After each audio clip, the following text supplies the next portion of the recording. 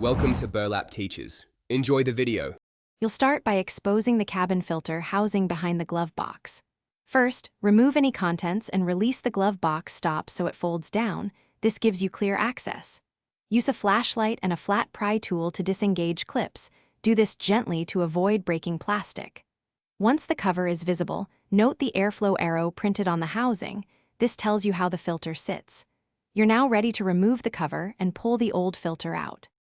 Now remove the cover and slide the old cabin filter straight out. Pull slowly so dust doesn't spill into the ductwork. You're looking for damage, moisture, or heavy debris.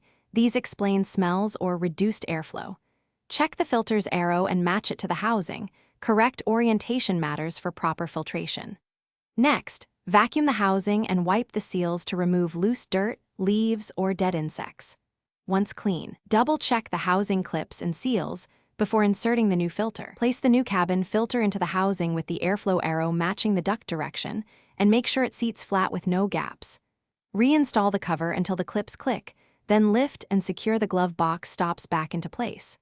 Once reassembled, run the fan on high with a C and heat to expel any loose particles and confirm airflow improvement. If you hear rattles, recheck clip seating. If odors persist, ensure the filter is the correct OEM size and Thanks for watching. Consider subscribing if this video helped you.